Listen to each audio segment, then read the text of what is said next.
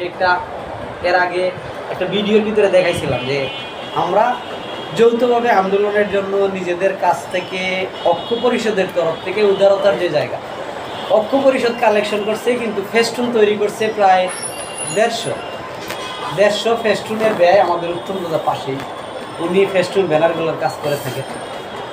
এখানে ওই দিনকে টাকা নাই, আমরা তৎকালীন উপস্থিত থেকে সবার থেকে অনেকটা আকুতি মিনতি করে কালেকশন করে অক্ষ কল্যাণ পরিষদ উভয় নাম দিয়ে সেই ফেস্টুনগুলো তৈরি করি এবং ব্যানার তৈরি করার পরেও আমরা সকলে আপনারা সহযোগিতা করেন, আমরা যতদূর পারি তা দিয়ে আমরা এগুলো কালেক্ট করি। কিন্তু অত্যন্ত দুঃখের ব্যাপার 11 তারিখে আমরা যে একটা সুন্দর প্রোগ্রাম করার চিন্তা ছিল সেই জায়গাটুকু দিয়ে আমরা ব্যর্থ হই। তবুও আমরা মাঠ ছাড়িনি, আমাদের অনেক ভাই, বিশেষ করে ঢাকা ওয়াসার ভাইয়েরা সহ একেবারে আমি তো সামনে থেকেই ছিলাম। এবং যখন পুলিশ এসে আমাদেরকে আক্রমণাত্মক মনোভাব নেন, আক্রমণ শুরু করেন, প্রথম ধাক্কাটা আমাকে দিয়েই শুরু করা হয়। তো সেটাও আফসোস নয়, কারণ আমরা আসলে আমাদের ন্যায্য অধিকারের জন্য লড়ছি। আমাদের অধিকারটুকু হচ্ছে যে আমরা যেসব প্রতিষ্ঠানে স্থায়ী পদগুলোয় চাকরি করতেছি সেসব বাংলাদেশ সরকারের শ্রম আইন সংবিধান অনুযায়ী সেইখানে স্থায়ী পদে অস্থায়ী নিয়োগ আউটসোর্সিং প্রক্রিয়া এটা সরকারি আইন লঙ্ঘন করতেছেন, আমরা সেই দাবিগুলোই করছি। এবং আপনারা দেখতেও পারতেছেন যে পর্যায়ক্রমে এই দাবির প্রক্রিয়া ধীরে ধীরে বিভিন্ন প্রকার ইমপ্রুভ হচ্ছে। যেহেতু এই আউটসোর্সিং, দৈনিক মজুরি, প্রকল্প ভিত্তিক কর্মচারীদের নিয়ে একটা অনিয়ম, দুর্নীতি এবং বিভিন্ন শোষণের জায়গা আছে, চিত্র আছে, একটা হচ্ছে মানে বিরাট জট পেট মেলে আছে বিভিন্ন প্রশাসনে।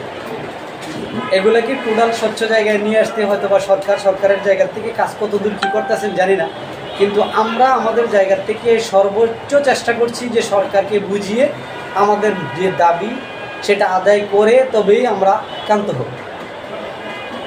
বাংলাদেশ আউটসোর্সিং কর্মচারী ঐক্য পরিষদ যখন শুরু করে শ্রম সংস্কার কমিশনের মধ্য দিয়ে, আপনারা মানে ভালো করে লক্ষ্য করে দেখবেন, আমাদের ঐক্য পরিষদ ব্যানারে আমরা প্রথম একটা প্রোগ্রাম যেটা করি এই সংগঠনের ব্যানারে নাম দিয়ে, তার আগ পর্যন্ত আমরা আসলে বাংলাদেশ আউটসোর্সিং কর্মচারীদের সকলকে সাথে নিয়ে কাজ করতে চাচ্ছিলাম। অর্থাৎ আপনারা যে সংগঠনকে মাদার সংগঠন মনে করেন বা কিছু নেতা আপনারা এটা আঁকড়ে ধরে আছেন, তাদেরকে রেখেই আমরা করতে চাচ্ছিলাম, নানানভাবে বোঝাতে চেষ্টা করছিলাম। ওনারা বলছিলেন ভাই দাবি আদায় হয়ে যাচ্ছে, আর আমরা বলছিলাম ভাই এই দাবির প্রক্রিয়া সমাধানের জন্য যদি হয়ে যায় আলহামদুলিল্লাহ, কিন্তু অন্তত রাজপথে আমরা চলমান কর্মসূচি চালিয়ে যাই। বিভিন্ন প্রকার ওনারা আমাদের কুণ্ঠাসা করার চেষ্টা করছেন, 4-5 জন একত্রিত থাকতে মানা করছেন, তবু আমরা থামি নাই। শ্রম সংস্কার কমিশনের সাথে যেদিনকে আমরা একটা বৃহৎ পরিসরে মতবিনিময় সভা করি, দেশের সবগুলো মন্ত্রণালয় থেকে প্রতিনিধি নিয়ে বসি, আমরা ওইখানে যাই। ওই দিনকে আমরা যে ওইখানকায় আবেদন করি, ওই সময় আমরা ওই সংগঠনের নামটাই ব্যবহার করি, আমরা তখনও ঐক্য পরিষদের নাম ব্যবহার করি। কিন্তু অত্যন্ত দুঃখের ব্যাপার, আমরা যেদিনকে শ্রম সংস্কার কমিশনের সাথে বসি সেদিনকেই ওনারা শ্রম সচিবের সাথে সাক্ষাৎ করতে যান, এবং সাক্ষাৎ করার পরে ওনারা পাবলিশও করেন। শ্রম সচিবের, আমি তো সচিবালয়েই কর্মরত, তাই সচিবালয়ে যদি কেউ ঢুকেন আপনার আশেপাশে ডানে বামে আমার সহকর্মীরাই থাকে, তাই আমি আসলে প্রত্যেকটা গল্পই শুনতে পাই। অর্থাৎ উনি কোন কোন অলিতে গলিতে হাঁটছেন, কোন রুমে ঢুকছেন সবই শুনতে পাই, প্রচার না করলেও শুনতে পাই।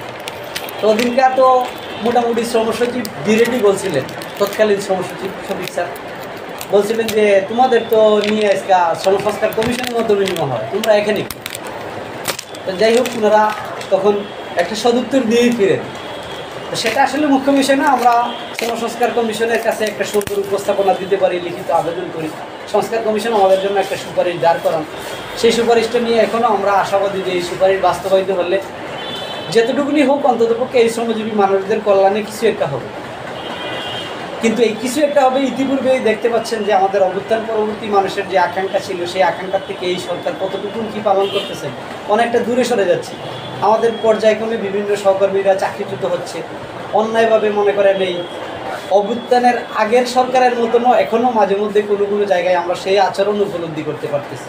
অর্থাৎ জোর করে আমাদেরকে বিভিন্নভাবে আমাদের বিভিন্ন সহকর্মীকে চাকরিচ্যুত করা হয়েছে, তাকে নানানভাবে অন্যায়ভাবে চাকরিচ্যুত করার পরে বলা হচ্ছে যে দূষণ, কিন্তু বাস্তবিক অর্থে এই আউটসোর্সিং প্রক্রিয়া 3য় 4র্থ শ্রেণী কর্মরত আমরা কর্মচারীরা এই দেশের নাগরিক, আমরা আমাদের পেটের দায়ে আমাদের নিজের জীবন ধারণের জন্য কাজ করি।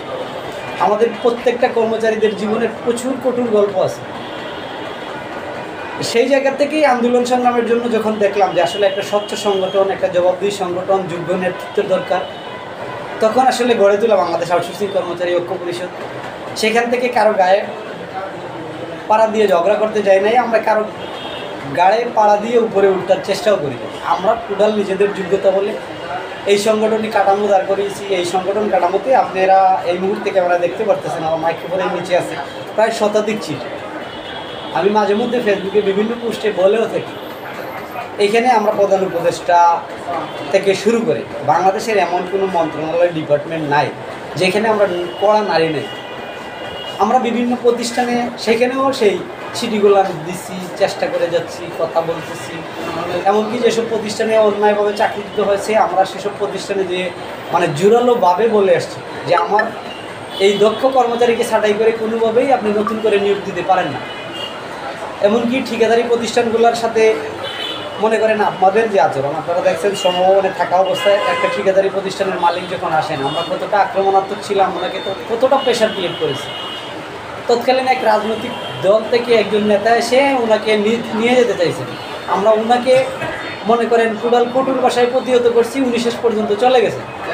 লাস্টে আইনি সহযোগিতায় উনি এখান থেকে যান, আমাদেরকে কমিটমেন্ট করেন উনি বেল পেলে যেসব কর্মচারীদের বেতন বকেয়া আছে তিনি তা পরিশোধ করবেন, এবং উনি কাজ পেলে ওনার কর্মচারীদের চাকরিচ্যুত করবেন না। তো আমি এখন এই জায়গা থেকে এই লাইভগুলো না, এতগুলো কথা আজকে একটু দীর্ঘ কথা বলতে হবে, কারণ আপনাদের বলেছিলাম যে আমাদের এই পুরনো আন্দোলন সম্পর্কিত পুরো ব্যাপারটা নিয়ে আমার দেখা অভিজ্ঞতা থেকে, সংগঠনের বাইরে থেকে কিছু কথা আপনাদের শেয়ার করব। লিখছিলামও, কিন্তু আসলে আমরা ফেসবুকে লেখালেখি করলে খুব একটা মনোযোগ দিয়ে কেউ পড়ি না, আবার লিখতে গেলে অনেক লম্বা লেখা হয়ে যায়। ফেসবুক স্ট্যাটাসে আসলে এত বড় লম্বা লেখা কেউ মনোযোগ দিয়ে পড়েন না। তাই আশা করতেছি এই লাইভে ভিডিওর মাধ্যমে যদি বলি, যতটুকু আমি আমার অভিজ্ঞতা থেকে দেখছি এই আন্দোলন সম্পর্কের সাথে জড়িত হওয়ার পরে সামনের থেকে, সেটুকু আপনাদের সাথে একটু শেয়ার করি।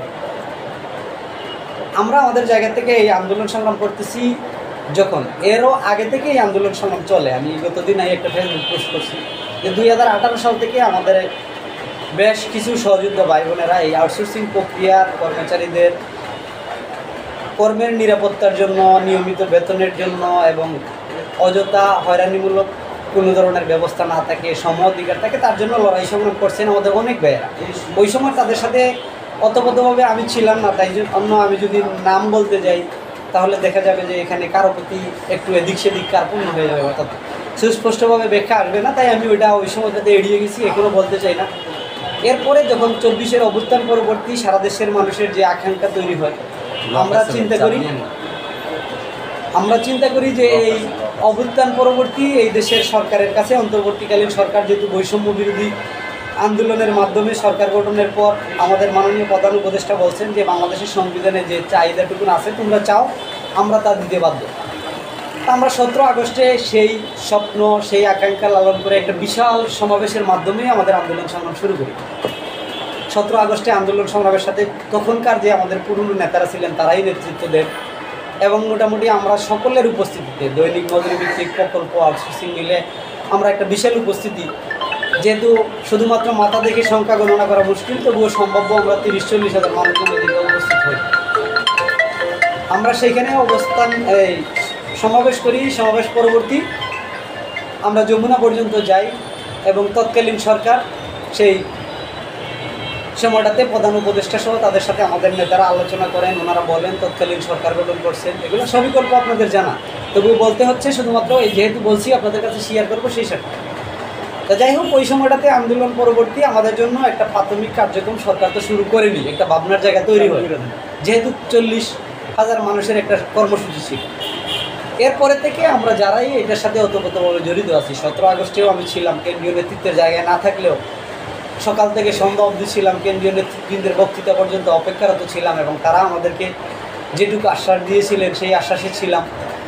এরপরে দেশের একটা ক্লান্তিকাল আসে, সেই সময়টাতে বন্যা পরিস্থিতি আসে, এবং সাংগঠনিক দায়িত্বের জায়গা থেকে তখন দেশের হয়ে কাজ করার জন্য আমাদের কেন্দ্রীয় নেতৃবৃন্দ কাজ করেন।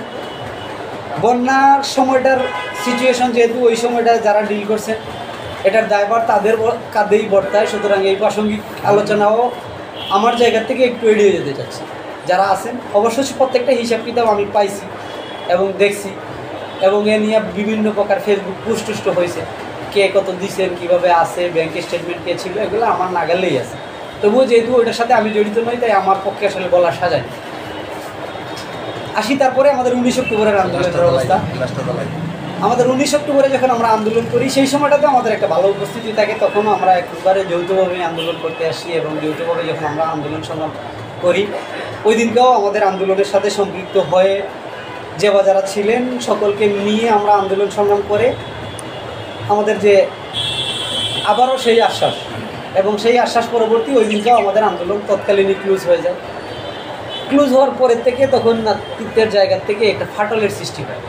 সেই সময় যদি আমাদের সিনিয়র কিছু নেতা বিভিন্ন কারণে, রাজনৈতিক কারণ সহ অন্যান্য প্রাসঙ্গিক কারণে, মনে করেন আমাদের ওই ভাইয়ের নামগুলো আসলে এই মুহূর্তে সমীচীন না, তারপরে মনে করেন উনি গ্রেপ্তার হন, অন্যান্য দায়িত্বশীল নেতৃবৃন্দ ওনার সাথে যে আচরণ করা দরকার ততটুকু এগিয়ে আসেননি, হয়তোবা দাবির স্বার্থেই আসেন নাই, এবং প্রত্যেকে যে যার জায়গার থেকে কতটুকু কী দায় করছেন। 19 অক্টোবরের আন্দোলন পরে যখন দেখলাম যে আমাদের আন্দোলন সম্পর্কিত কেন্দ্রীয় নেতৃবৃন্দদের মানে মৌখিক আশ্বাস যে আমাদের ক্যাবিনেট মিটিং হবে, মানে আমাদের বেশিরভাগ আউটসোর্সিং কর্মচারীরা একটা প্রচারণায় কথায় কথায় বলে থাকেন ক্যাবিনেট মিটিং। আসলে ক্যাবিনেট মিটিংয়ের মিনিং হয়তো আমরা সকলে জানি কিনা, বুঝি কিনা, এটাও আমার ধারণা নয়। তো যাই হোক, ওই ক্যাবিনেট মিটিংয়ের ব্যাখ্যা আমার দেওয়ার কথা না। ক্যাবিনেট মিটিং প্রসঙ্গ আসে, ক্যাবিনেটে ফাইল উঠছে, এসব প্রসঙ্গ আসে। তো আমি যেহেতু মানে যে জায়গায় ডিউটি করি সেই জায়গা থেকে একেবারে কাছের থেকে জানার একটা সুযোগ আছে, কারণ আমি যতদূর দেখি যে আসলে আদৌ এরকম কিছু হয় না। কেন্দ্রীয় নেতৃবৃন্দের লগে যোগাযোগ কম বেশি বলি, কথা বলার চেষ্টা করি, কিন্তু দায়িত্বশীলরা তখন বলেন, ভাই আপনারা জানেন না, বুঝেন না, আমরা জানি। প্রধান উপদেষ্টার টেবিলে ফাইল, কালকা বিকালে উনি সিগনেচার করছেন, পরশু দিন সচিবালয়ে ঢুকবে, এরকম নানান মানে অযৌক্তিক কথাবার্তা। তো তাদের এই কথাবার্তির একটা প্রসঙ্গে যাইয়া দেখা গেলো যে আমার কথা যারা শুনেন তাদের সাথে যোগাযোগ হয়, বলার পরে আমরা আগেরকার একটা মিটিংয়ের মাধ্যমে তখন তা মনে করেন আলোচনায় আসি। সেই আগেরকার থেকেই তখন আবার শুরু হয়। শুরু হওয়ার পরে তারা যারাই ছিলেন, বর্তমানে ঐক্য পরিষদের প্রেসিডেন্ট ছিলেন, আরও কেন্দ্রীয় অনেক নেতৃবৃন্দ ছিলেন পুরনো, তারা আমাদেরকে বলেন যে ভাই আপনারা একটু চেষ্টা করেন, আমরা আসলে আন্দোলন সংগ্রামের বিকল্প নেই, দায়িত্ব নেই যাই। আবার সেই পুরনো কথা, ওনাদের সাথে কোনোভাবে কথায় পেরে ওঠা ওদের সম্ভব ছিল। তো কারো লগে যদি না, আমি আমার দৃষ্টিভঙ্গি থেকে আমি আমার কথা বলছি, আমার কথা এই মুহূর্তে আপনারা যারা শুনছেন আপনার দৃষ্টিভঙ্গি থেকে ভিন্নতাও হতে পারে, কিন্তু তারা যেহেতু দায়িত্বের জায়গার থেকে সেটা বলতেছেন, তখন তো তাদের সাথে আসলে প্রতিরোধ করার ইচ্ছা হয় না কোনোভাবে। সবসময় চেষ্টা করি একত্রিত আন্দোলনের। এরপরে আমরা আসলে পর্যায়ক্রমে ছোটো ছোটো প্রোগ্রাম দিয়ে শুরু করি। সংস্কার কমিশনে যাই, অর্থনৈতিক বিষয়ক সেমিনার করি, একটা মানববন্ধন প্রোগ্রাম করি। আমরা যখনই করতে যাই বিভিন্নভাবে বলা হয় ওটা আউটসোর্সিংয়েরই প্রোগ্রাম, সংগঠনের ব্যানার অন্যরা ব্যবহার করতেছে, মানে অপশক্তি, এই সেই নানান কথা। তাহলে দরকার হয় আমাদের একটা সাংগঠনিক মানে প্ল্যাটফর্ম দাঁড় করানো। তো প্ল্যাটফর্ম যেহেতু দাঁড় করানোর হয়, আমরা ঐক্য পরিষদ নাম দেই, সেই হিসেবে আমরা শুরু করি, আপনাদের সকলকে সাথে নিয়েই শুরু করি।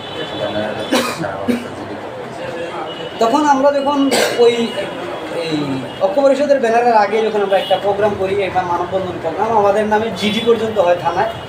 সেই থানায় জিডি করার পরে আমরা কিছুটা অবাকই হই যে সকল কর্মচারীদের স্বার্থে আমরা আন্দোলন সংগ্রাম করতে যাচ্ছি, সেইখানে কেউ কারোর সম্পত্তি মনে করতেছেন যে ওই সংগঠনের ব্যানার, তাহলে তো আসলে আমরা আমাদের জায়গা থেকে ওটা করতে চাই না। সেই সময় নানান প্রসঙ্গে কথা ওঠে, ওটা কেটে দেব। সেই সময় নানান প্রসঙ্গে কথা আসে, তখন আমরা আমাদের আলাদা প্ল্যাটফর্ম, আলাদা ব্যানার দাঁড় করাই। বা দাঁড় করানোর পরে ঐক্য পরিষদের ব্যানারে কার্যক্রম যা চলে, আপনারা জানেন যে এই আউটসোর্সিং কর্মচারীদের নিয়ে আমরা একটা মানে কার্যালয় করতে সক্ষম হই এবং আরও আন্দোলন করি। 22 তারিখে আন্দোলন আমরা করি, এবং সেই সময়টাতে আপনাদের সকলের প্রেক্ষিতেই আমরা ঐক্য কল্যাণ যৌথ ব্যানারে করি। সেই সময়টাতেও আমাদের প্রস্তাবনার জায়গা তৈরি হয়ে দাঁড়ায়, উভয় পক্ষই আলোচনা করি। যখনই আমরা একটা আলোচনা হয়, আন্দোলনের একটা প্ল্যাটফর্ম দাঁড়ায়, এরপরে কিছু কুচক্রি মহল যখনই ফেসবুকে নানান অপপ্রচার করে, কেউ মনে করেন কল্যাণকে ধুয়ে দেয়, কেউ কিংবা এসে অক্ষকে ধুয়ে দেয়। কিন্তু এগুলা কে যে বা যারাই করে, এরা আসলে ব্যক্তিগতভাবে যার তার স্বার্থের জায়গা থেকে। আমি আমার ঐক্য পরিষদের ব্যানারে কাজ করি, আমার জায়গা থেকে, স্বচ্ছতার জায়গা থেকে আমি আমার সংগঠনের জায়গা সবটুকুন আপনাকে প্রকাশ করতে পারি, বলতে পারি। আমি ওই সময়টাতেও যখন মনে করেন 22 তারিখের কর্মসূচি হয়, আমরা তারপরে অনশন কর্মসূচি করি। সেই সময় থেকে এখন অবধি আমাদের যে এই চলমান অবস্থান শেষ পর্যন্ত প্রাপ্তির জায়গাটা আমাদের খুব বেশি নাই, কিন্তু আমাদের সাংগঠনিক শক্তিমত্তার জায়গাটুকু এখনও আছে। এখনও আমরা বিশ্বাস করি যে সরকার আমাদের নিয়ে ভাবে এই জন্যই যে ওরা রাজপথে আন্দোলন সংগ্রাম করবে, ওদের জন্য সরকার যতটুকু নিয়মতান্ত্রিক প্রক্রিয়া যা দেওয়ার দরকার সেটা করবে। কিন্তু আমরা আসলে আমাদের শক্তিমত্তার প্রয়োগটা ঠিকমতো করতে পারি না, সেটা অত্যন্ত দুঃখের ব্যাপার। আমরা সারা দেশে একটা বিশাল জনগোষ্ঠী, আমরা সকলে মিলে, আপনারা প্রায় সময় বলেন ভাই শুক্রবার শনিবার কেন ডাকেন? আরে ভাই, শনিবারে যদি আমরা এই পুরা জনগোষ্ঠী এসে ঢাকা শহর বসেও থাকি, আমাদের জন্য ভাবনার জায়গা তৈরি হওয়ার জন্য সরকারের কয়েক মিনিট লাগবে এবং আলোচনা করে এটা সমাধানের জন্য কয়েক ঘন্টার ভিতরে সমাধান করা সম্ভব। কিন্তু আমরা এটা করি না। আমরা সবসময় বলি ভাই আপনাদের পাশে আছি, ফেসবুকে বলি আলহামদুলিল্লাহ আপনারা কিছু করেন। তো এই লাইভের মাধ্যমে আমি এতক্ষণ আপনাদের যে বিশ্লেষণটুকু করলাম সর্বশেষ আন্দোলন পরবর্তী, এখন আজকে কয়েকদিন ধরে উঠে পড়ে লাগছে মাত্র 3 থেকে 4টা লোক কমেন্ট দেখতেছি আমরা। যে কমেন্ট করার ধরনটা কী জানেন? যে ভাই আপনারা আন্দোলন সংগ্রামের লিখিত হিসাব দেন, এবং যারা বলতেছেন ওনারা কিন্তু কেউই আমাদের সাথে সম্পৃক্ত না। আমি যতদূর জানি অন্য সংগঠনের ব্যানারে ওনারা নিজেরাও টাকা পয়সা চেয়ে 11 তারিখের প্রোগ্রামের জন্য প্রোগ্রাম করছে। ওনারা ওনাদের জায়গা থেকে ওনাদের সংগঠনকে কিন্তু এরকম কিছু বলেন না। যখনই বলেন মানে আমাদের প্রোগ্রাম চলাকালীন প্রথম অবস্থায় ওনারাই কিন্তু আমাদের আশেপাশে দাঁড়াইছে। এমনকি এই কল্যাণের সাথে অতপ্রতভাবে জড়িত অনেক ভাইয়েরা আমাকে 2000, 1000, 500 টাকা দিচ্ছেন। ভাই আপনারা কষ্ট করতেছেন, এখানে খরচ হচ্ছে, আপনারা চালান। তাদের প্রতি মানে ধন্যবাদ, কৃতজ্ঞতা, কারণ আপনারা দিছিলেন বিদ্যায়, ওইটা আসলে চলছে। কিন্তু এই চলার পরে এখনকার হিসাব, আপনি যে টাকাটার হিসাব চাচ্ছেন, আপনি আপনার জায়গা থেকে বেশিরভাগ ফেক আইডি থেকেই করে থাকেন। ভাই আপনি এই টাকার হিসাব ফেসবুকে কমেন্টে কেন চাইবেন? আপনি সকল কর্মচারীদের নিয়ে আসেন, এই ঐক্য পরিষদের কার্যালয় মনে করেন যেখানে আছে, এটা তো ঠিকানা গোপন না। আপনারা দেখছেন এই গতদিন যে প্রসঙ্গটা তৈরি হয়, মানে যে চিঠি প্রসঙ্গে আপনারা দেখছিলেন যে একটা চিঠি ইস্যু হয় অর্থ মন্ত্রণালয়ের সাথে, আমাদের একটা মিটিং অ্যারেঞ্জমেন্ট যখন হয়, এই চিঠিটা শুধুমাত্র আগের দিন রাত্রেই ঐক্য পরিষদের কাছে আগের দিন চিঠিটা আসে এবং এই চিঠি এককভাবে ইস্যু হয় ঐক্য পরিষদের ব্যানারে। তো যাই হোক, আমরা আমাদের জায়গা থেকে একটু গোপনীয়তা রক্ষা করার চেষ্টা করছি। সেই গোপনীয়তার চেষ্টা করতে যাইয়া আমরা শুধু চিঠিটা প্রকাশ করি নাই, করি শুধুমাত্র খাম প্রচার। এই খাম প্রচারের পরেও অনেকে বলছে যে ভাই আপনারা প্রচার কেন করছেন? কারণ ওই যখনই বলা হয়েছে ওই সময় দৈনিক মজুরি ভিত্তিকের একটা কর্মসূচি, দৈনিক মজুরি ভিত্তিকের একটা কর্মসূচি থাকার মিটিংয়ের অ্যারেঞ্জমেন্ট ছিল, তারা তাদের চিঠি প্রকাশ করেছে। তো অনেক জায়গায় খুব মানে আপনারা উদ্গ্রীব ছিলেন, ভাই আউটসোর্সিংয়ের জন্য কিছু হইলো না, আমরা এতদিন কষ্ট করলাম। তো শেষে আসলে তাদের সান্ত্বনার প্রেক্ষিতেই এই খামটা প্রচার। এবং পরের দিনই দেখলাম যে ঐক্য পরিষদের এই চিঠির সেম স্বাক্ষরেই আরেকটা চিঠি ইস্যু হয়েছে, ঐক্য পরিষদ সহ অন্য সংগঠনেরও নেতৃবৃন্দকে ডাকা হয়েছে। খোঁজখবর নিলাম, শুনলাম যে একটা রাজনৈতিক নেতার ওই দিনকে এই সচিবের প্রতি ওনার সুপারিশ এবং ওনার নির্দেশনায় উপসচিবকে বলা আমাদের সেই উপসচিব স্যারের কাছে, এবং ওনাদের কারণেই আমাদের এই মিটিংয়ে ওনাদের ডাকছে। ওনারাও এই সব আন্দোলনের জন্য কাজ করতেছেন। আমরা যেহেতু সকলে মিলে থাকবো, অন্ততপক্ষে বাইরে বের হওয়ার পরে কেউ কাউকে বলতে পারবো না যে কেউ ঠিকাদারদের এজেন্ডা বাস্তবায়ন করতে গেছে। এটা হচ্ছে মানে ঐক্য পরিষদের জায়গা থেকে বাস্তবতা, যে আমরা আমাদের জায়গা থেকে যদি মিটিংটা হয়েছে সকলে শুনে আসছে, কেউ যদি ঐক্য পরিষদকে অপছন্দও করে, সে অন্ততপক্ষে জানতে পারবে যে অন্য সংগঠনের জায়গা থেকে এবং বিশ্বাসযোগ্য জায়গা তৈরি। কিন্তু আপনারা দেখছেন যে অন্য সংগঠন থেকেও বলা হয়েছে ভাই আমাদের এই দাবির প্রক্রিয়া সমাধানের আগ পর্যন্ত রাজপথে লড়াই সংগ্রাম করা লাগবে, আমাদের মাসের 3-4টা কর্মসূচি করা লাগবে, এমন কথাবার্তাই বলা হয়।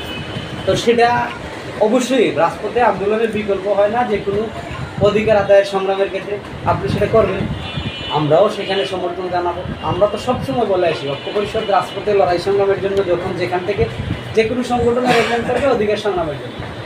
আমরা তো আউটসোর্সিং প্রক্রিয়ার বাইরেও অন্যান্য যখন শ্রমিক সংগঠনগুলো কোনো প্রোগ্রাম করতে যায়, সংগঠনের তরফ থেকে সংহতি প্রকাশ করে আসি।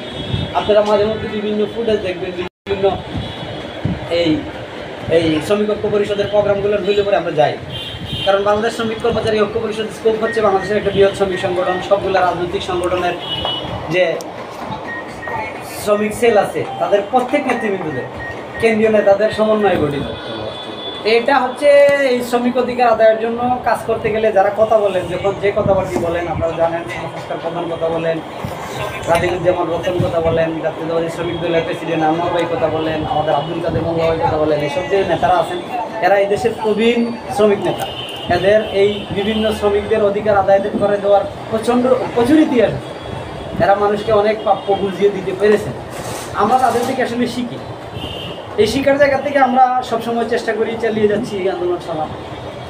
তো সেইখানে আপনারা যারা এই মনে করেন পাতি নেতারা এই ছোটোখাটো ফেসবুক প্রোফাইল থেকে এসে সমালোচনার জায়গা করেন, যে সমালোচনা করতে আসেন, ভাই আপনি ঐক্য পরিষদের নেতৃত্বের জায়গায় আসবেন।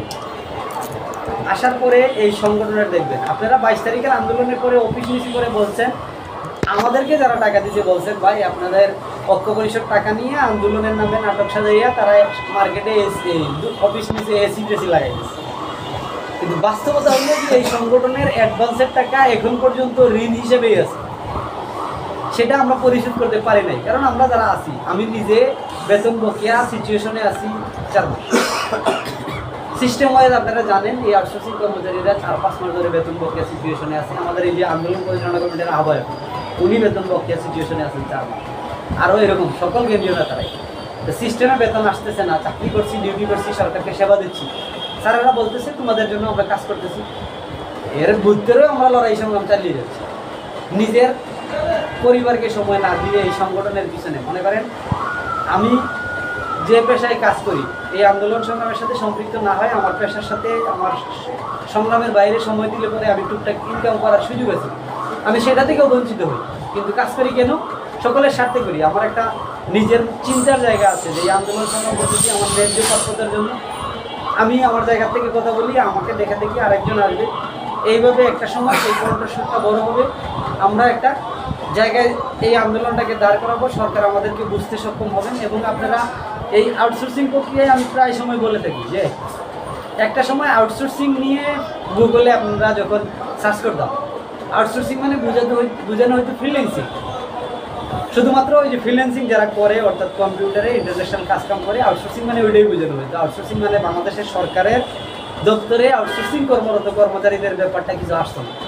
এখন আপনারা গুগলে সার্চ দিলে দেখবেন যে আউটসোর্সিং প্রক্রিয়া নিলে আপনারা দেখবেন যে রফিক নাম দেখবেন যে আউটসোর্সিং নেতা হিসাবে রফিকের নাম আসবে। আউটসোর্সিং প্রক্রিয়া দিলে দেখবেন যে মাহমিদুল ম্যাডামের কলম আসবে, রতন ভাইয়ের কলম আসবে, আউটসোর্সিং বিভিন্ন নিউজের ব্যাপারটা আসবে। এই যে গুগল রিচে ওঠা, এই যে অনলাইন প্ল্যাটফর্মে আসা, এই পর্যন্ত হাজার মানে সহস্রাধিক নিউজ হওয়া, এগুলা কিন্তু আমাদের কম প্রাপ্তি না। এবং এই প্রাপ্তিগুলা থেকে কিন্তু আপনি একটা সময় বীজ দাঁড় করাবেন। আমাদের এইরকম বই আকারে দাঁড় করালে আপনার কয়েকটা বই হবে, শুধুমাত্র নিউজ কাভারেজগুলো, অনিয়ম দুর্নীতির কথাগুলো, যেগুলো আমরা বিভিন্ন সংবাদ মাধ্যমে তুলে আনতে পারছি। ভাই আপনি কাজ করার এসব সুযোগ আছে। আপনি সংগঠন সারা আপনি যদি করেন, এই নিউজগুলো অনলাইন চালান সারাদিন, আপনি নিউজগুলো কালেক্ট করেন, নিজে একটা ইবুক বানান, ইবুক বানাইয়ে আপনি সেটা বেছেন, মার্কেটিং করেন, এর পাশাপাশি ওটা কামাইতে পারবেন। আন্দোলন সংগ্রামে নিজেকে সময় দিতে না পারলে তা প্রচারণাও করেন। তারপরে দেখেন আপনি সমালোচনা করবেন, ঠিক সমালোচনার জায়গা যেটা হবে যুক্তি। আপনি আমার সমালোচনা করে আসবেন, আমাকে ধরিয়ে দিবেন, ভাই আপনারা এইসব জায়গায় ভুল করছেন। আমরা দাবি দেওয়া যখন লিখি আপনাদেরকে বলি, আপনি বলবেন ভাই দাবির সাথে এই জিনিস এড করেন। আপনি শ্রম আইন পড়বেন, বলবেন ভাই আপনার শ্রম আইন অধিকারে আমাদের এই তথ্য আছে, আপনারা এই জিনিসগুলো উপস্থাপন করেন। আপনি মানবাধিকার লঙ্ঘন আমাদের জন্য কোন কোন জায়গায় হচ্ছে, মানবাধিকার বই পড়বেন, সেখান থেকে উপস্থাপন করবেন, আমাদেরকে বলবেন। আমাদের জায়গায় এসে আপনি নেতৃত্ব দিবেন, আমরা আপনাকে সেই জায়গায় প্লেস করে দেব। ঐক্য পরিষদের 151 সদস্য কমিটি আছে, সেখান থেকে আমরা পর্যায়ক্রমে প্রত্যেককে আপ ডাউন করার সক্ষমতা রাখি। আমরা আমাদের প্রেসিডেন্টকে বলা আছে, ভাই আপনার থেকে যোগ্য নেতৃত্ব আমাদের যখন পাবো আপনাকে আমরা বলবো, আপনি স্বেচ্ছায় পদত্যাগ করে যাবেন, আমরা তাকে হাতে তুলে দিব, সে আমাদের এই দাবির প্রক্রিয়াকে আরেকটু গতিশীল করবে। আমরা এই মুহূর্তে গতিশীল হিসাবে রফিক সাহেবকে যোগ্য মনে করি, তাকে আমরা বানিয়ে রাখছি। আমরা অন্যান্য যারা আছি তাদেরকে আমরা রফিক সাহেবকে যে মতামতটুকুনি দেই, উনি আমাদেরকে সাদরে গ্রহণ করেন। তো ভাই অন্য যেসব সংগঠনকে আপনারা ভালোবাসেন, বিশ্বাস করেন, সেই বিশ্বাসের জায়গা একান্ত আপনার ব্যক্তিগত। আপনি সেইখান থেকে যদি কাছাকাছি যান, তাদের যদি ইতিবাচক কাজ কাম থাকে, সেই জিনিসগুলো আপনি তুলে ধরবেন, আপনার কাজ। আমি যেখানে কাজ করি ফেসবুকে পোস্ট করি, আমার একটা পোস্টে আমি প্রায় সময় একটু লম্বা পোস্ট করি, একটু লেখালেখি করি, হয়তো অনেকে পড়েন না পড়ে ওকে মন্তব্য করে। এই কয়েকদিনে আমার এক পোস্টের মন্তব্যর কোনো কথা নাই, আইসেই দুই একজন পোস্ট করে কয় টাকা পয়সার হিসাব। ওরে ভাই, টাকা পয়সার হিসাব নিতে তোমার তো বলছি, বলি আপনার পরিচয় দেন, কয় সভাপতিরে জিজ্ঞেস করেন, আপনার সভাপতিরে জিজ্ঞেস করেন। আরে ভাই, আপনার পরিচয় আপনি দিবেন, আমার পিতৃ পরিচয়টা যেহেতু আমার আছে, আমি আমার পরিচয় দিব, সমস্যা নেই। আমি এই যে ফেসবুকে কথা বলতেছি, আপনারা এখানে আমার এই কথা বলতে যতগুলা কথা বললাম, এর ভিতরে যদি আমার কোনো কথা মিথ্যা হয়, আমি এই পর্যন্ত যেসব নেতাদের বলছি ভাই যদি দাবি আদায় না হয়, একবার মনে করি উনি বলছেন আপনি অলক্ষণে কথা বলছেন, সেই নেতা হারিয়ে গেছেন। অনেকে আমাকে মনে করেন এমনও কথা বলছেন যে মানে যেহেতু আল্লাহ শারীরিক যেহেতু কোন সক্ষমতা দিচ্ছে, আমি যেহেতু উচ্চালম্বা নই, শারীরিক সক্ষমতা নিয়ে কথা বলছি। এগুলো মনে করেন একটা মানুষকে হেয় করে কথা বলা, এগুলা কারোর জন্যই সাজে না। আপনি যদি শারীরিক দিক থেকে উচ্চালম্বা হন আর সেটার সাথে আপনার মেধা যায়, আপনি সেখানে প্রয়োগ করেন। আপনি যখন আমরা করি 5-7 দিনের মাথায় আমাদের নামে প্রচার করছেন, কার কাছে 29 লাখ টাকা আছে, আমাদের সভাপতির ওয়াইফের কাছে টাকা, উদ্ধবের কাছে টাকা, সেক্রেটারির কাছে টাকা, মুকুল চন্দ্র দেবনাথের কাছে টাকা, আমার কাছে টাকা, এবং একটা বিশাল অঙ্ক দাঁড়। যখন যে পুষ্টি করেন, আপনাকে একটা পজিটিভ মন্তব্য থাকলে 99টা থাকে নেগেটিভ মন্তব্য, অর্থাৎ আপনি যে প্রচার করতে চান আপনার প্রচারেই আপনাকে করে। আমরাও তো ফেসবুক পোস্ট করি, পোস্টে যেগুলো করি আমাদের পোস্টেরগুলো, আমি আমার ফেসবুক পোস্টের একটা পোস্ট ডিলিট করি, অর্থাৎ আমি দিয়ে ডিলিট করে ফেলি, এমন পোস্ট কোথাও খুঁজে পাবেন। তার মানে আপনি এখন পর্যন্ত এই আউটসোর্সিং আন্দোলনের সাথে বিগত 1 বছর সম্পৃক্ততার ভিতরে যে বা যাদের সাথে কথা বলা হয়েছে, পোস্ট হয়েছে এবং যাদের লোকে কথা বলছে, এর ভিতরে যে ফোনে কথা বললে তো আপনারা রেকর্ড করেন, এমন কেউ আছেন পোস্ট করে আমার রেকর্ডিংয়ের এমন কোনো একটা প্রকাশনা বের করতে পারেন, বলতে পারেন যে আল্লাহ ভাই এইরকম একটা দুমজাল কথাবার্তা আপনি বলছেন? এই সংগঠনে আমাকে মানে আপনারা আউটসোর্সিং আন্দোলনের নেতৃত্ব তারা দেন, তারা দেখবেন যে বিভিন্ন লোক অপরিচিত ফোন দিয়ে কয় ভাই আমি একটা আউটসোর্সিং চাকরি নিব, কোনো ব্যবস্থা করা যায় না, ভাই আমি কয়টা টাকা দিই চাকরি নেন, এমন কথা অনেকে বলে থাকে। এগুলা বাদ হোক বা সত্য হোক, আমাকে দিয়ে এমন কেউ ছেলে কিংবা মেয়ে এমন একটা কথা বলাইতে পারছেন যে ভাই এই কথাগুলো আপনি নেগেটিভ বলছেন, আমার সভাপতির লোকে আছে, আমার সেক্রেটারির লোকে আপনার এমন কোনো কথা আছে, ঐক্য পরিষদের কোনো নেতার লোকে আপনারা আছে এমন কোনো মন্তব্য, যেগুলো নিয়ে আপনারা করবেন এগুলো অতিরঞ্জিত কথাবার্তা। ভাই অতিরঞ্জিত দিয়ে কখনো উপরে ওঠা যায় না, অন্যের কান্দে পাড়া দিয়ে উপরে ওঠা যায় না। উপরে উঠতে হলে আপনাকে পরিশ্রম করতে হবে, আপনাকে কাজ করতে হবে। জনকল্যাণে কাজ করলে আপনি যেমন সমালোচনার শিকার হবেন, আমিও সমালোচনার শিকার হব, কিন্তু আমার স্বচ্ছতার জায়গা অটুট থাকলে সেই সমালোচনা বিলীন হবে। কিন্তু আমি যদি অস্বচ্ছ থাকি, সমালোচনাকে আমাকে আঁকড়ে ধরবে, আমি সেই কথা মন খুলে বলতে পারবো। বাংলাদেশ আউটসোর্সিং কর্মচারী ঐক্য পরিষদকে এই জায়গায় আমরা এখন দাঁড় করাইছি বা এই জায়গায় আসছে, আপনারা চিনছেন এই লাস্ট অল্প কয়েকদিনে, অর্থাৎ এই এক বছরের এক বছর এখনো কমপ্লিট হয়নি। কিন্তু অন্য অন্য সংগঠনের বয়স তো আপনারা 2018 থেকে 20, আপনাদের তো বিরাট ভ্যালু আছে। আমি জানি আপনারা কেন্দ্রীয় যত পুরনো নেতৃবৃন্দ আছে, অনেক নেতা এখন মনে করেন অনেক দূরে আছেন, আপনার মন কান্দে, আপনার আবেগ আছে, কষ্ট আছে, আপনি আপনার জায়গা থেকে প্রায় সময় বলেন, বিভিন্ন পোস্টে বলেন বা যে ভাই এই সংগঠনে আমাদের ভুলে যেন না, বা আমাদের অনেক ত্যাগ আছে। এটা সত্যি কথা, আপনারা সেই প্ল্যাটফর্ম দাঁড় করা না করলে ঐক্য পরিষদ আমরা দাঁড় করাইতে পারতাম না, এটা স্বীকার করতে হবে। এই ঐক্য পরিষদ 17 আগস্টে আন্দোলন সারা দেশের মানুষজন না জানলে পরে আরেকটা সংগঠন দাঁড় করানোর সুযোগ ছিল না। এটা দাঁড় করাইছি অস্বচ্ছতার কারণে, অন্য সংগঠনের ভুলভ্রান্তির কারণে। তাদের জায়গা থেকে তারা যখনই অন্য মানুষের মিনিং, তার যে আকাঙ্ক্ষা, অর্থাৎ আমার কর্মচারীর মিন যদি আমি না বুঝি, আমি আমার সংগঠনে যারা সদস্য হিসাবে কাজ করে, যাদের দাবির জন্য আমার কাজ করছি, তার যে চাহিদা সেটাকে আমাকে না বুঝলে আমি সংগঠন চালাবো কী করে? আমি বলতে চাই, আমার কথা আপনাকে শুনতে হবে। আমার সংগঠনে যখন একটা চাকরিযুদ্ধ, এই যে আজকে 2-3 দিন ধরে তো চাকরিযুদ্ধ, অনেক ভাইদের সাথে কথা হচ্ছে, রিসেন্ট চাকরিযুদ্ধ হয়েছে, তারা জীবনে আন্দোলনের সাথে সম্পৃক্ত হয় না, কিন্তু আন্দোলন সংগ্রামে জানছে, তাই বলে তাকে আপনি ছুঁড়ে ফেলে দিতে পারেন না। তার জন্য সাংগঠনিক প্রক্রিয়ায় যতটুকু নিয়মতান্ত্রিক প্রক্রিয়া একটা কিছু করা যায়, আমার জায়গা থেকে দাঁড়িয়ে আমি তার জন্য ততটুকু করতে পারি, তাকে একটা সাজেস্ট করতে পারি, তার অভিযোগটুকু কোন জায়গায় দাঁড় করাতে পারে সেটা আমার জায়গা থেকে আমার অভিজ্ঞতাটুকু শেয়ার করতে পারি। সেখান থেকে যদি সে তার চাকরিটুকু ফেরত পায়, সে তার ক্ষতিপূরণটুকু পায়, এটাতে আর কমতি কিসে? এই ঐক্য পরিষদের আন্দোলন সংগ্রাম মাঠ পর্যায়ে না থাকলে আমাদের বাস্তব অভিজ্ঞতা থেকে বলি আরও প্রচুর লোকজনের কর্মচ্যুত হতে পারত। এটা আমার দৃষ্টিকোণ থেকে বলছি। আবার এটুক নিয়ে অপপ্রচার চালায়েন না। মাঠ পর্যায়ে আপনারা আন্দোলনে না থাকলে পরে আপনাদেরকে যে দুশোর বলে এই জায়গাটুকু চাপিয়ে দেওয়া হতো। বাস্তবিক করতে আমরা মাঠ পর্যায়ে ছিলাম, সরকার বিব্রত হতে পারে বা বিভিন্ন জায়গায় বিভিন্ন কারণে চাকরিচ্যুত হয় না, সেটা আমাদের জন্য একটা গুড জায়গা ছিল। এবং ভবিষ্যতে আমরা যে দূষর নয়, আমরা এই দেশের নাগরিক, আমরা এই দেশের জন্য কাজ করি, এই দেশের সেবা দিয়ে আমরা দক্ষ হয়ে উঠেছি, আমাদের চাকরিটা রাখা এই সরকারের জায়গা থেকে দায়িত্বের ভিতরে পড়ে, এগুলোর জন্য আমরা যতটুকু করা দরকার এটাই করতেছি। এখন আপনাদের এই আর লেখালেখি করবো না, বিদায় লাইভে এতক্ষণ ধরে কথা বলা। ভাই আপনারা পুরনো যারা নেতৃবৃন্দ আছেন, অর্থাৎ এই পুরনো 2018 সাল থেকে, তাদের সবার প্রতি আমার বিনীত অনুরোধ, আপনাদের প্রত্যেকের সম্মানের জায়গা থেকে আমরা বাংলাদেশ আউটসোর্সিং ঐক্য পরিষদ কখনোই কার্পণ্য করি নাই, আগামীতেও করবো না। এখনও যদি আপনারা চাকরিরত থেকে থাকেন, আউটসোর্সিং আন্দোলনে আপনাদের অভিজ্ঞতা আমাদের লোকে শেয়ার করতে চান, আমাদের নেতৃত্বের জায়গায় আমাদের পাশে দাঁড়াতে চান, আপনারা আসবেন, আপনাদের কথা আমরা শুনবো, আমরা আমাদের জায়গা ছেড়ে দেবো, আমরা চেয়ারে না মাটিতে বলবো, আপনাদেরকে চেয়ারে জায়গা করে দেবো। এবং অন্য কোনো সংগঠন, এই আজকের অভিজ্ঞতাটুকুনি বলি, আজকাল শ্রম সংস্কার কমিশন প্রধান সহ একটা মিটিং ছিল এই হালকা যানবাহন শ্রমিকদের নিয়ে, এবং সেখানে উনি উপস্থাপন করছিলেন যে ওদের প্রায় 10 লাখ শ্রমিক, এবং সেই শ্রমিকদের ব্যাপারে কথাবার্তা বলতে যেয়ে বলছিলেন যে 10 লাখ শ্রমিকের আলাদা আলাদা অনেক সংগঠন থাকতে পারে, আপনারা যখনই কর্মসূচি দিবেন, প্রোগ্রাম করবেন, আপনারা চেষ্টা করবেন তাদের একটা সম্পৃক্ততা রাখবেন, প্রত্যেকের সাথে এক্ষেত্রে কমিউনিকেশন রাখবেন, সংগঠন যাত্রা চালান, সমস্যা নাই, কিন্তু একটা প্রত্যেকটা সাংগঠনিকভাবে একটা যেহেতু বৃহৎ জনগোষ্ঠী দ্বারা তাদের কিন্তু একটা মৌলিক চাহিদা থাকে।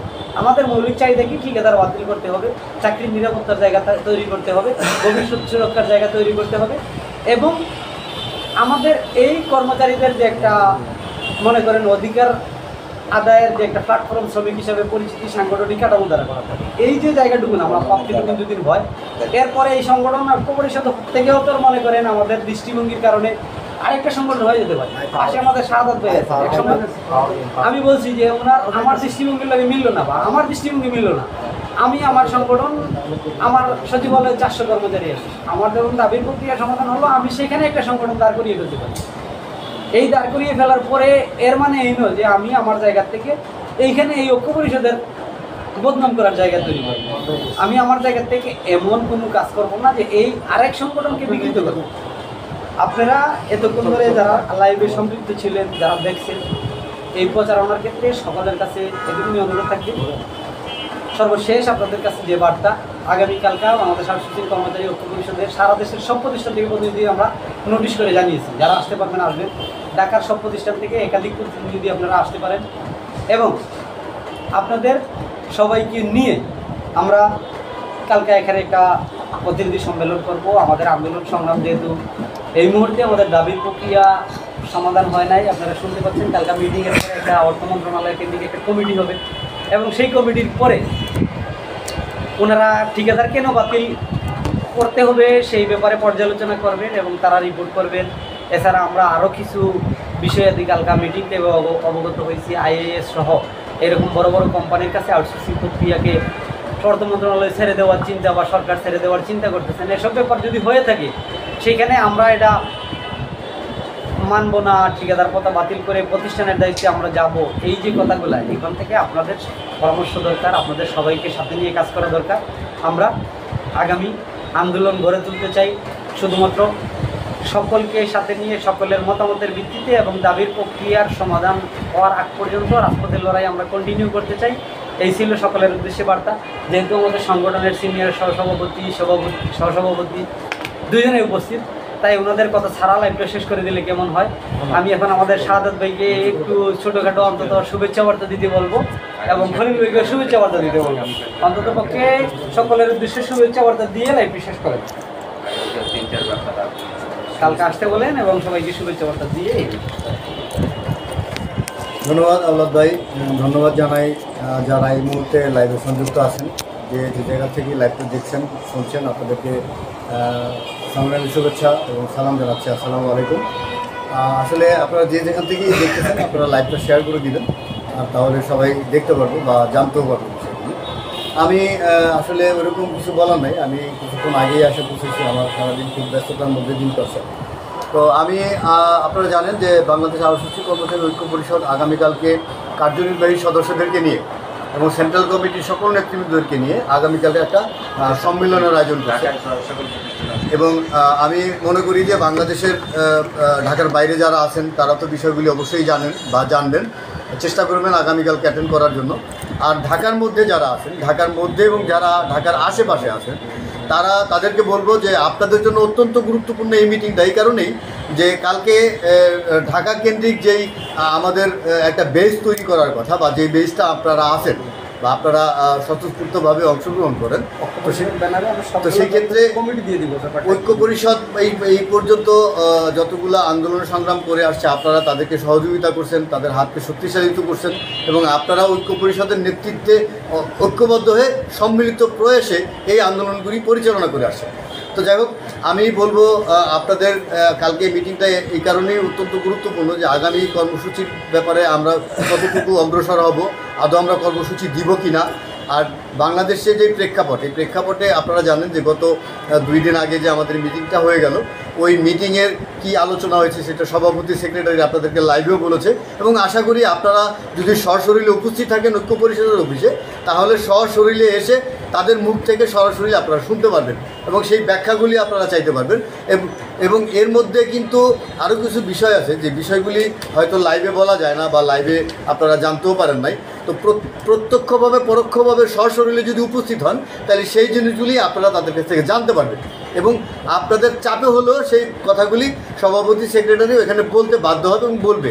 আর একটা জিনিস হচ্ছে বাংলাদেশ আউটসোর্সিং কর্মচারী ঐক্য পরিষদ সর্বক্ষেত্রে যেটা সত্য বস্তুনিষ্ঠ সংবাদ সেটাই আপনাদের মধ্যে প্রচার করে থাকে, এর বাইরে কিছু কিন্তু কখনোই প্রচার করে না, আর করার কোনো সুযোগও নেই। আমরা মনে করি যে আপনারা আপনাদের দায়িত্বশীল জায়গা থেকে আগামীকালকে অবশ্যই ঐক্য পরিষদের অফিসে সশরীরে উপস্থিত হবেন। তো এর চেয়ে বেশি কিছু আর বলতে চাচ্ছি না। আমি মনে করি আওলাদ ভাই লাইভটা শেষ করে দেন। ধন্যবাদ সকলকে, ভালো থাকবেন। আসসালামু আলাইকুম। আমাদের সহসভাপতি খলিল ভাইকে বলবো আপনি